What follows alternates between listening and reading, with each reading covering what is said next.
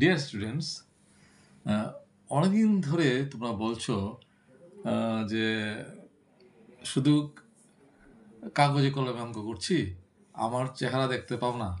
তো ভাবলাম ঠিক আছে, চেহারাটা দেখিয়ে দিই। তো আজকে তোমার সাথে সরাসরি চলে এলাম।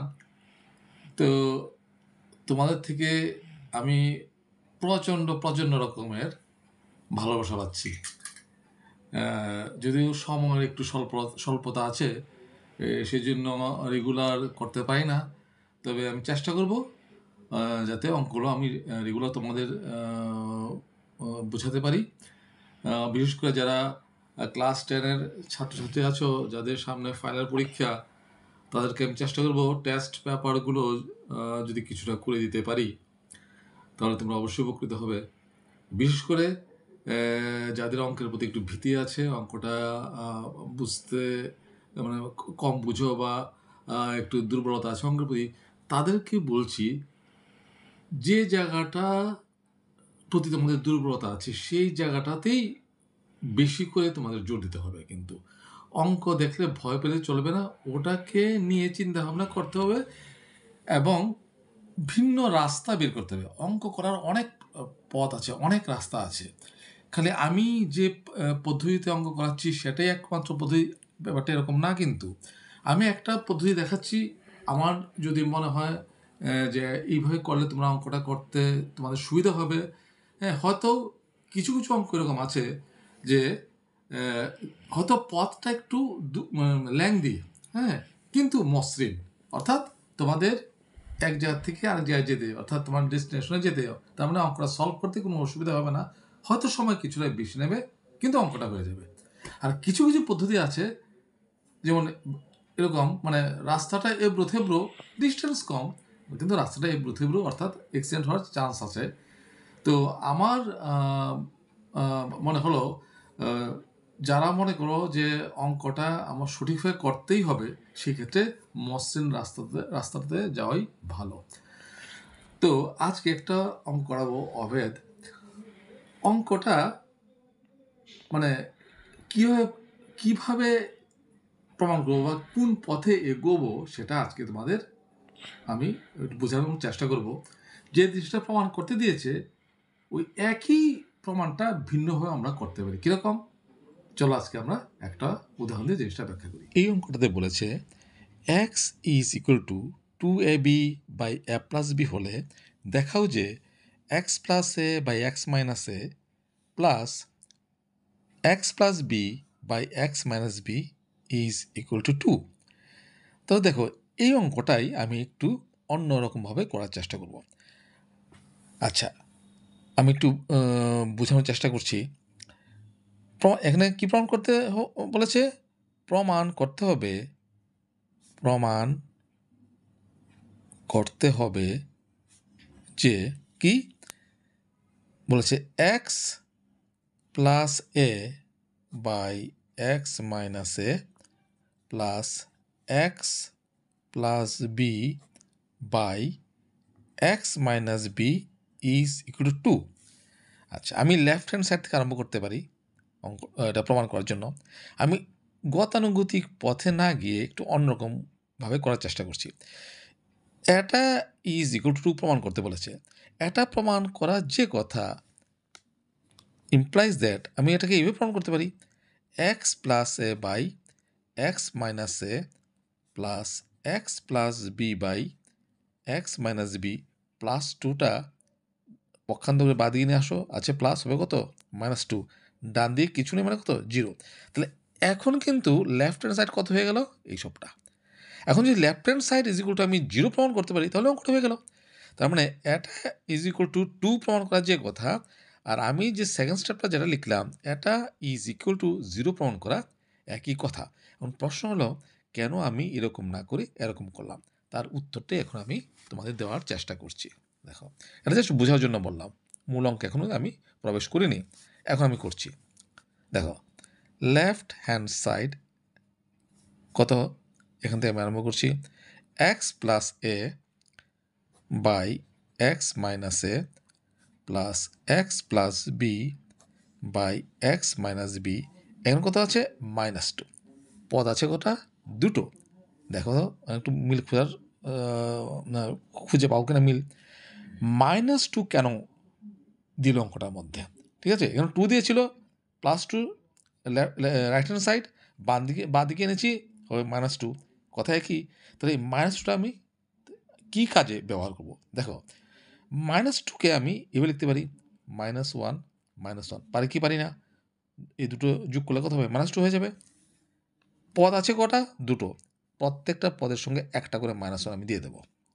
দেখো, x plus a by x minus a, একটা -1 দিয়ে দিলাম, প্লাস আরেকটা পদের সঙ্গে অর্থাৎ x plus B by x minus b, তার সঙ্গে আরেকটা -1 দিয়ে দিলাম। এই দেখো, ঠিক আছে?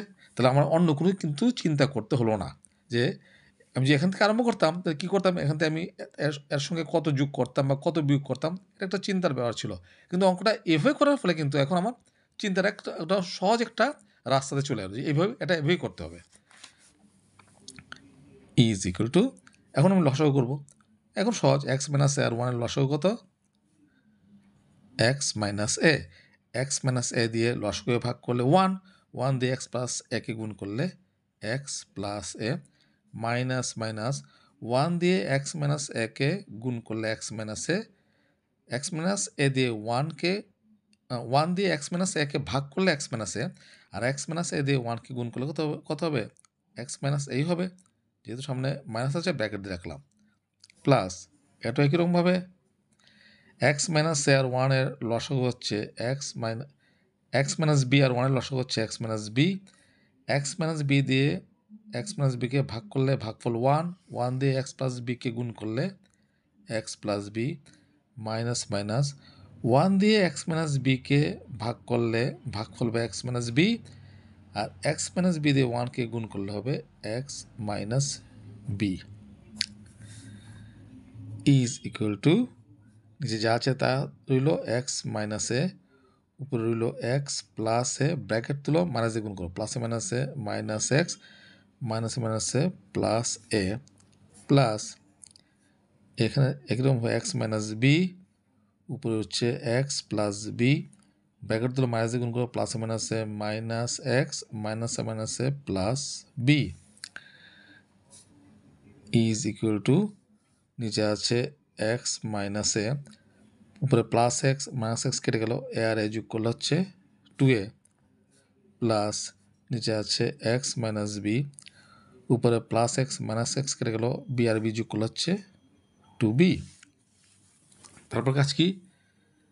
তারপর করব এক্স মাইনাস এ আর এক্স মাইনাস বির লসাগু, কত হবে? এক্স মাইনাস এ ইন্টু এক্স মাইনাস বি, দুটো যেহেতু দুই রকম, কোনো কমন যায় না, কমন না গেলে লসাগু নিয়ম হচ্ছে গুণ করা, এত ইন্টু এত। আবার আগের মতো এক্স মাইনাস এ দিয়ে লসাগুকে ভাগ করলে এক্স মাইনাস এ ক্যান্সেল, রয়ে গেলো এক্স মাইনাস বি, তাকে গুণ করতে হবে 2a দিয়ে, তাহলে 2a into X minus B, plus plus আবার এক্স মাইনাস বি দিয়ে লসাগুকে ভাগ করলে এক্স মাইনাস বি ক্যান্সেল, রয়ে গেলো এক্স মাইনাস এ, তাকে গুণ করতে 2b দিয়ে, 2b ইন্টু এক্স মাইনাস এ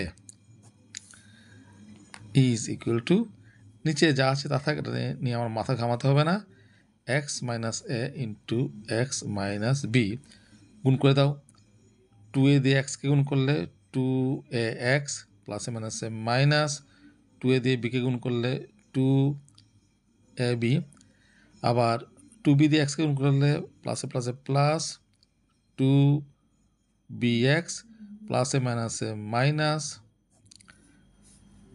2ab। তাহলে কত হচ্ছে? নিচে আছে এক্স মাইনাস এ ইন্টু এক্স মাইনাস বি, উপরে দেখো এইদিকে আছে 2ax,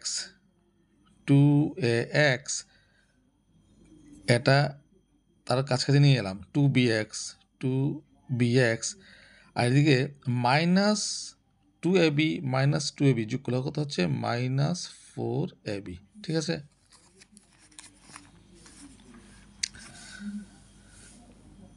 ইজ ইকুয়াল টু, নিচে যা আছে তা থাক, এক্স মাইনাস এ ইন্টু এক্স মাইনাস বি, উপরে দেখো এই দুটোর থেকে কোনো কমন যায় কিনা common?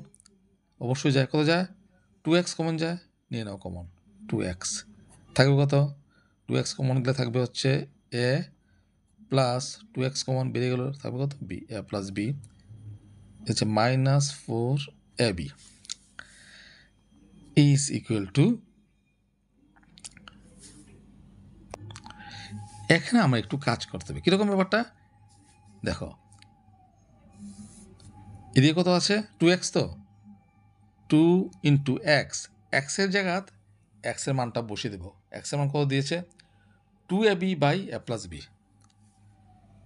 2ab by a plus b বসিয়ে দিলাম।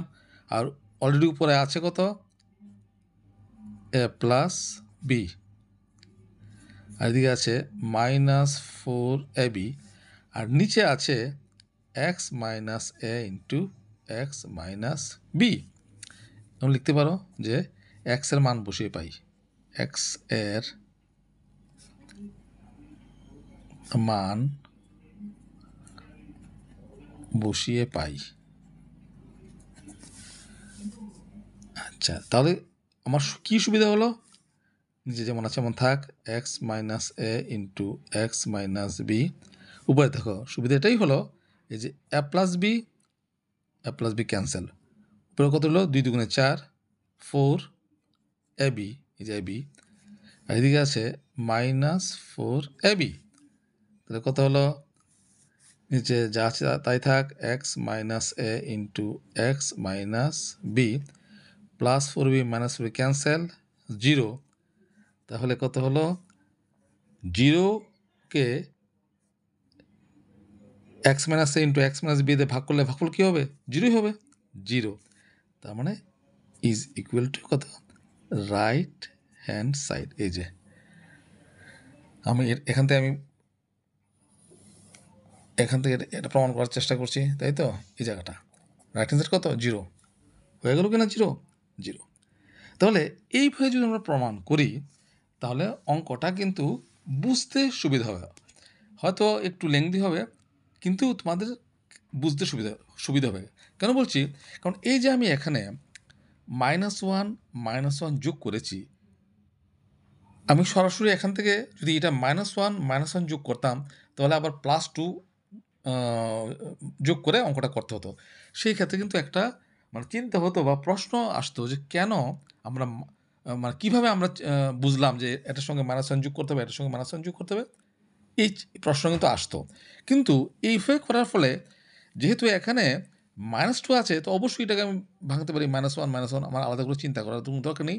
একটা -1 তার সঙ্গে আনবো, আরেকটা -1 তার সঙ্গে আনবো, তারপর অ্যাজ ইউজুয়াল অঙ্কটা করলে অঙ্কটা চলে আসবে।